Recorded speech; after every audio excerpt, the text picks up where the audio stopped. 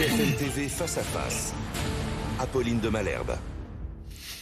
Il est 8h32 et vous êtes bien sur RMC et BFM TV. Bonjour Bruno Retailleau. Bonjour Apolline de Malherbe. Merci d'être dans ce studio au milieu d'un certain nombre de réunions, un véritable marathon pour tenter de trouver un accord sur la loi immigration. Double raison pour vous recevoir ce matin. D'abord parce que vous siégez personnellement à la commission mixte paritaire. Vous êtes le chef des sénateurs LR et c'est leur version qui constitue donc la base des négociations. Et puis vous étiez hier soir pour cette ultime réunion à Matignon. Qu'est-ce que ça a donné? Est-ce qu'il y a accord? Non, on ne peut pas dire qu'il y a accord parce que hier, nous ne sommes pas parvenus à avoir des rédactions concrètes avec des mots, des phrases qui nous conviennent sur des points essentiels.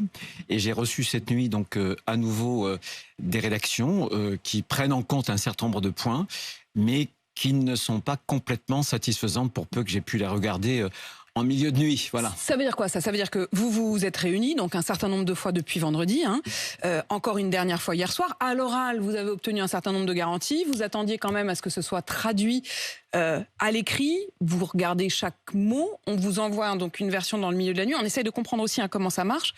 Et là, vous vous dites que le compte n'y est pas. Non, je crois qu'on a un mandat des Français. Beaucoup de sondages, d'études, d'opinions sont parus ces derniers mois. Et il y a un consensus des Français. Et c'est incroyable, vous savez que les Français sont tellement divisés. C'est un peuple querelleur, fracturé, archipélisé. Pourtant, il y a un point sur lequel ils ne le sont pas divisés, c'est que près de 80% d'entre eux veulent qu'il y ait moins d'immigration. Qu'ils soient de gauche ou qu'ils soient de droite. Et je pense qu'il faut que la majorité présidentielle entende cette vérité-là. Et donc, moi, ma boussole, depuis le départ, c'est le texte du Sénat. C'est le texte du Sénat parce que nous l'avons envisagé comme un bloc cohérent, mais surtout avec une finalité, avec un seul objectif, réduire drastiquement l'immigration. Je ne cherche pas un texte d'équilibre. L'équilibre, ça veut dire le en même temps. Je veux un texte efficace, pas pour moi, pas pour mon parti, pour les Français, pour la France. Le chaos migratoire, les Français en ont marre. Jamais la France n'a été autant au bord d'une forme de partition communautariste, il faut en tenir compte. Mais ça veut dire, Bruno Retailleau, on va rentrer très précisément en détail sur tous les points qui achoppent, mais du point de vue de l'équilibre politique, au moment où on se parle, il est encore possible donc que la commission mixte paritaire n'ait tout simplement pas lieu, parce que s'il n'y a pas accord, si finalement le texte qu'on vous a envoyé ne vous convient pas, si d'ici ce soir 17h vous ne parvenez pas à un accord, il est tout à fait possible que le gouvernement se dise bon bah c'est peine perdue, on renonce. Ça sera la responsabilité du gouvernement, bien sûr. Il peut y avoir un début de commission permanente, on constate un désaccord. Il peut y avoir un début de commission mixte paritaire et on constate un accord donc conclusif. Non, moi je pense qu'il y a des points qui sont importants. Il y aura commission. Alors, simplement pour qu'on soit bien d'accord là-dessus, vous dites il y aura quand même commission, c'est-à-dire que... Moi je l'espère, attendez, je l'espère. Je vous dis que je tiens au texte du Sénat parce qu'il est ferme, parce qu'il faut réduire l'immigration. Et je pense qu'aujourd'hui, l'inaction n'est pas une option. Ce texte, c'est le texte de la dernière chance. Il n'y en aura pas d'autre avant 2027, avant la fin du quinquennat. Et on est dans le chaos migratoire. Donc il faut savoir ce que l'on veut. Est-ce qu'on veut la politique du pire? Ce serait... le pire de la politique. Mais où est-ce qu'on veut faire quelque chose? Est-ce qu'on dit aux Français, on ne fait rien, on campe sur nos positions, ou est-ce qu'on donne aux Français un certain nombre de certitudes? Mes collaborateurs, j'ai demandé ces derniers jours à mes collaborateurs de me lister tous les crimes, les violences dus à des étrangers sous OQTF ou qui auraient pu être expulsés durant ces derniers jours, ces dernières semaines, ces derniers mois, durant toute cette année. C'est incroyable, les Français le savent bien, vous le savez bien, vous qui êtes journaliste. Il y a quelques jours encore, un Algérien qui était sous OQTF, qui était arrivé, je crois, à l'automne, au mois d'octobre. Il a violé une adolescente de 14 ans. Il a tenté de violer une jeune femme de 23 ans. Est-ce qu'on reste là les bras ballants? Non, moi je veux un texte. Mais le texte... Cette jeune femme, elle a été interviewée par BFM TV et elle a eu ces mots. Elle a précisément dit si l'OQTF avait été respecté, si l'obligation de quitter le territoire avait été respectée, elle estime qu'elle n'aurait sans doute pas été violée. Écoutez, j'ai moi-même été touché personnellement. J'ai eu quelqu'un que j'estimais beaucoup qui a été massacré par un migrant qui avait eu 3 OQTF. Il n'avait pas été expulsé. Qui avait incendié la cathédrale de Nantes. Il n'était pas en prison et qui était dingue, il n'était pas en hôpital psychiatrique. Vous croyez que ça, on peut l'admettre? Je ne l'ai jamais admis. J'ai jamais admis, et j'entends qu'aujourd'hui, pas seulement pour lui, il est mort, mais au nom de sa mémoire, mais au nom des vies qu'on peut préserver demain, j'entends justement que les individus dangereux qui sont sur le sol français, irrégulièrement ou régulièrement, lorsqu'ils commettent des crimes, on les expulse. Cette personne que vous avez perdue, Bruno Retailleau, vous y pensez en écrivant ce texte? Je pense à mon pays, je pense aux Français. Bruno Retailleau, vous disiez, il y a beaucoup de points sur lesquels le compte n'y est pas encore et on n'arrive pas à trouver d'accord. Quel est le point pour vous qui fait le plus difficulté au moment où on se parle? Il y a de très très nombreux points. Ce que nous avons voulu, nous au Sénat, c'est réduire les entrées, c'est-à-dire moins de régularisation et plus d'expulsion. Et on a voulu aussi bloquer les pompes aspirantes. Les pompes aspirantes, c'est tous les domaines où la France est la mieux-disante. L'aide gratuite pour les soins, l'accès aux soins, le regroupement familial, la demande d'asile, etc., etc., les naturalisations. Aujourd'hui, il y a les questions de prestations sociales.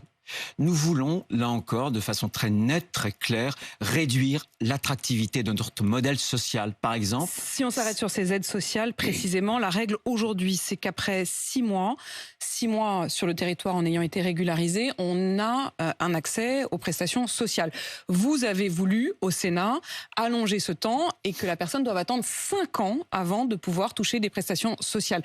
Vous allez trouver quoi? Un point au milieu? 3 ans? La proposition, c'est que pour ceux qui ne travaillent pas, on reste sur 5 années.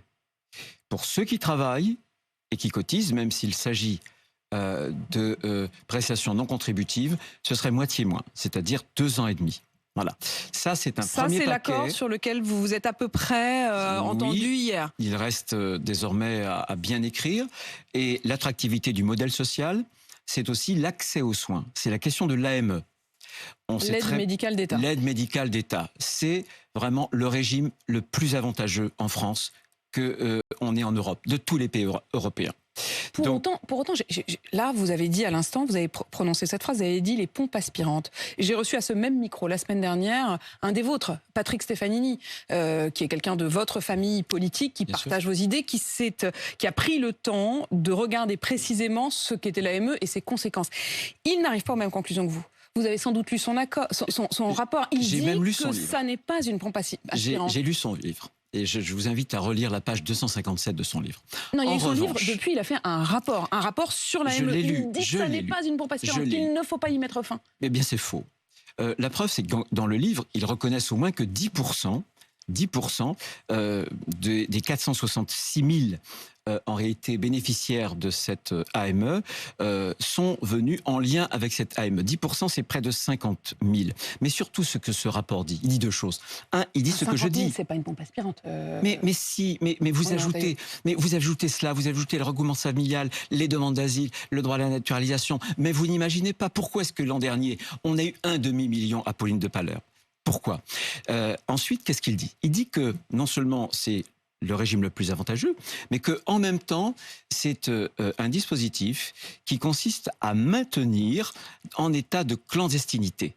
Voilà, c'est un état de clandestinité qu'on maintient grâce à l'AME, ce que ne font pas les autres pays européens. Il dit précisément que ça ne fait venir personne. Il dit que quand les gens sont ici, en effet, parfois, ça les maintient dans un état de clandestinité. En revanche, il le dit, Patrick Stefanini, ça ne fait venir personne. Ça n'est pas un appel d'air. C'est un homme honnête. Vous diriez que c'est un homme honnête, Patrick Stefanini? Je dis très précisément ce que le rapport dit. Le rapport dit, oui ou non, que nous avons le régime le plus avantageux d'accès gratuit aux soins. Le dit-il? Ne le dit-il pas? Tout à fait. À partir du moment où nous avons le dispositif le plus avantageux, il y a appel d'air. Mais quand l'Espagne a fait le même constat que vous et s'est dit, on va fermer du coup ce robinet-là, ils l'ont remis quelques mois plus tard. C'est faux? C'est faux.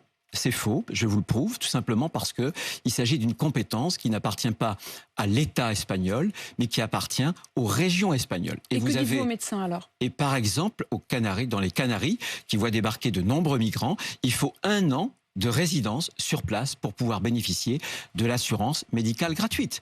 C'est ce que vous pourriez envisager comme modèle, l'idée de devoir attendre, un peu comme vous disiez pour les prestations sociales? Sur l'AME, les choses sont claires. L'AME ne résistera pas au contrôle du Conseil constitutionnel. Donc vous la sortez? Donc on la sort, mais pour la rentrer dans un autre texte. Et j'ai demandé à la Première ministre d'envoyer avant 17h cet après-midi, avant l'heure à laquelle se réunira la commission mixte paritaire, une lettre à Gérard Larcher. Dans cette lettre, il devrait y avoir 3 choses. Un engagement d'inscription dans une loi ordinaire de la réforme de l'aide médicale d'État. Deuxièmement, un calendrier en tout début d'année. Et troisièmement, dans un sens plus restrictif. Cette lettre écrite, cet engagement écrit, vous l'avez ? Non, il sera vous l'espérez normalement... Mais non, il n'y aura pas d'accord s'il n'y a pas cette lettre. Puisque j'ai demandé à ce que cette lettre, et Gérard Larcher en a fait formellement la demande à la Première ministre, à ce que cette lettre arrive avant 17h cet après-midi. Donc avant 17h cet après-midi, Oui. il vous faut la lettre, sinon vous refuserez tout accord. Il faut la lettre, absolument, ça fait partie des points bloquants. Sur l'Espagne, malgré tout, il y avait quand même un des points que Patrick Stefanini avait évoqué, c'est la hausse de 15% de la mortalité de cette population-là lorsqu'ils ont mis fin à cette aide gratuite. Écoutez, l'AME n'existait pas en France avant 1999. Elle n'existe pas dans la plupart des pays européens. Pour autant, y a-t-il augmentation de la mortalité? Non. Y a-t-il des problèmes de santé publique? Non. Donc les jeux sont faits.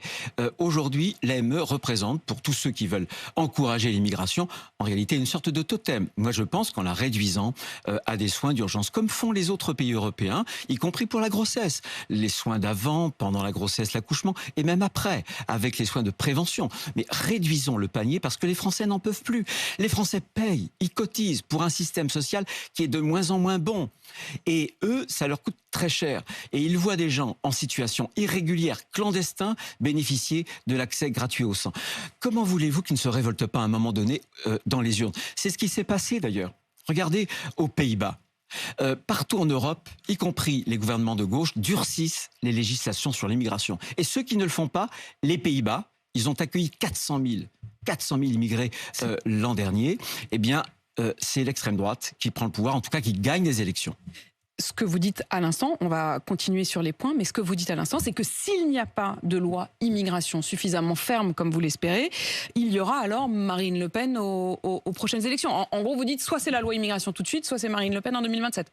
Mais on a des exemples. Mayotte, chez nous, regardez, il y a 20 ans, Monsieur Le Pen contre Jacques Chirac, au second tour de la présidentielle, il fait moins de 12% à Mayotte. 20 ans après, Marine Le Pen contre Emmanuel Macron, au second tour de l'élection présidentielle de 2022, fait pratiquement 60%. Les choses sont claires. Ceux qui ne veulent pas régler ce problème-là, ce sont ceux qui veulent dérouler le tapis rouge à Madame Le Pen. Bruno Retailleau, poursuivons. La caution pour les étudiants étrangers, la question des mineurs isolés, la question de la régularisation des sans-papiers. Régularisation des sans-papiers d'abord dans les métiers en tension. La version Sénat, c'était de dire que ce serait au cas par cas et que ce serait le préfet qui aurait le dernier mot. Est-ce que c'est cette version-là à laquelle vous êtes arrivé hier soir ? Ça ne peut être que cette version. Il reste des problèmes d'écriture. Nous, il y avait un article 3, on l'a supprimé. Pourquoi ? Parce qu'il crée un Il s'est droit transformé en 4 bis. automatique pour les clandestins. Ça, c'était une prime à la fraude. Exit l'article 3. À la place, on a fait un article 4 bis. Cet article 4 bis, qu'on me comprenne bien, c'est pour durcir la circulaire Valls, pour ajouter par exemple pour que le préfet, au cas par cas, voit les points les individus les plus méritants, et puis jauger non seulement sur la réalité du travail, mais aussi sur le respect de notre mode de vie, les principes de la République, de l'ordre public, pas de condamnation, pas de casier judiciaire, etc., etc. Donc on durcit considérablement, non pas le texte initial, ça en a éjecté l'article 3. Il est sorti. Il est sorti, mais on veut aussi durcir les conditions d'application de la circulaire Valls. Bruno Retailleau, l'aile gauche de la majorité, voulait espérer pouvoir y glisser 2 points, que les salariés puissent eux-mêmes faire la demande et que ce ne soit pas uniquement les employeurs. Et puis, le fait que si le préfet ne répond pas, ça vaudrait acceptation au bout de quelques mois. Est-ce que sur ces 2 points-là, vous êtes d'accord et vous les accepterez ? On n'est pas d'accord. Ce serait un nid à contentieux. Donc ce sera la rédaction du Sénat peut être durcie, ou alors il ne peut pas y avoir d'accord. Ça fait partie des points bloquants. Mais sur quoi vous avez cédé alors, Bruno Retailleau ? Eh ben, on a cédé sur un certain nombre de points, puisque sur les prestations sociales, on était pour 5 ans de résidence, y compris pour ceux qui travaillent et cotisent. On a indiqué qu'on pouvait faire 2 ans et demi. Voilà, sur un certain nombre de points.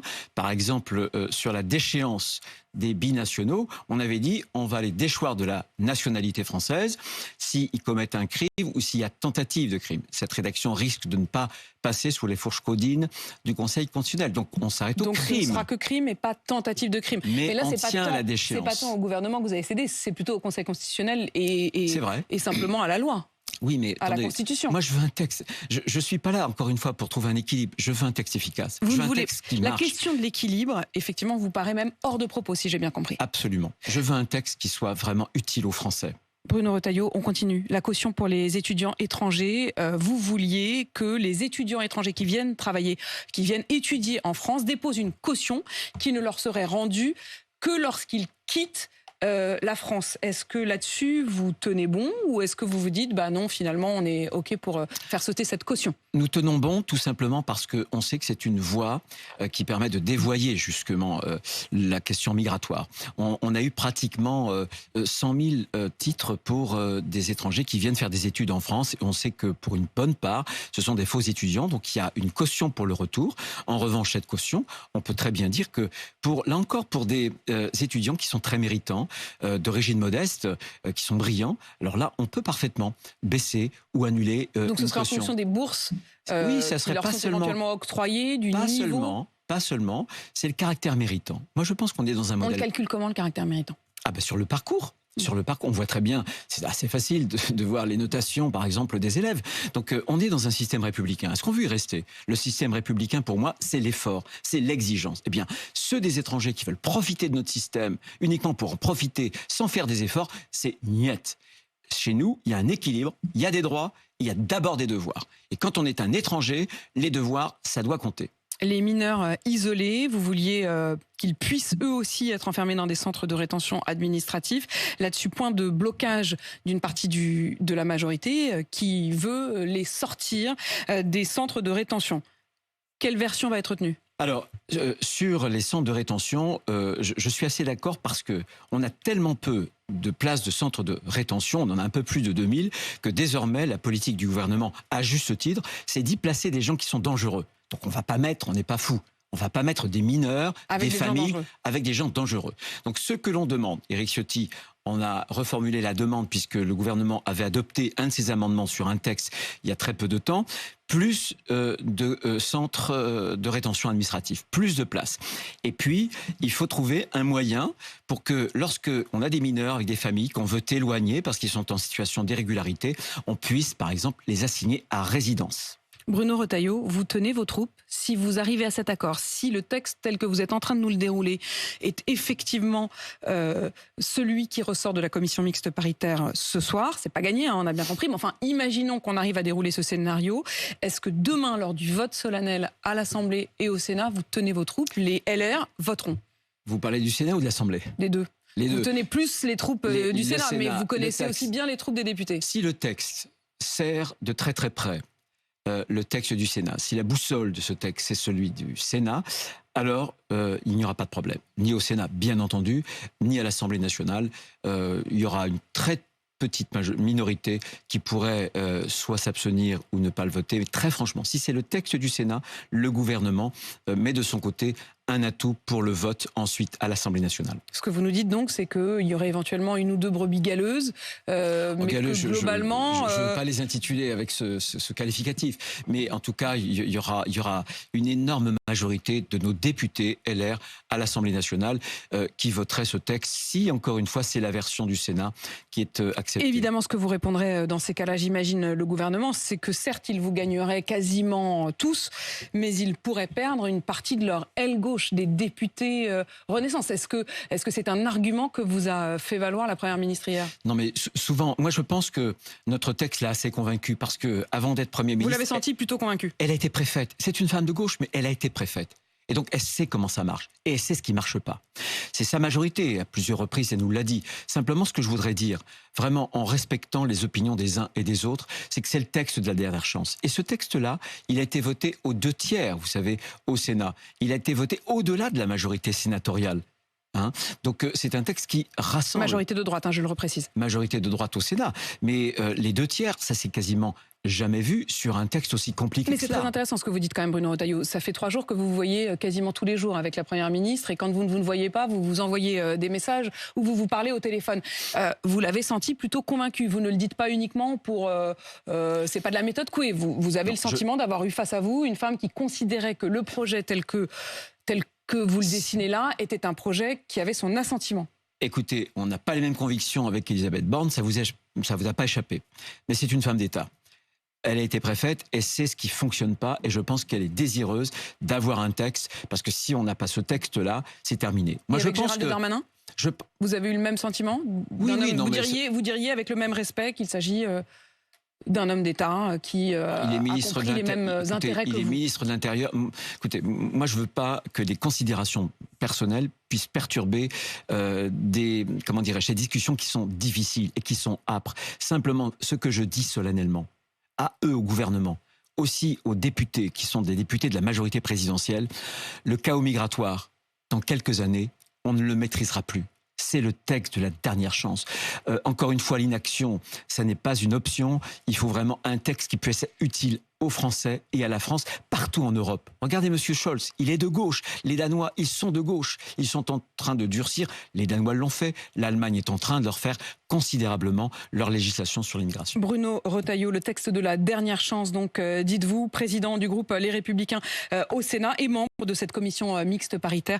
Rendez-vous donc à 17h, le suspense continue. Il est 8h53 sur RMC BFM TV.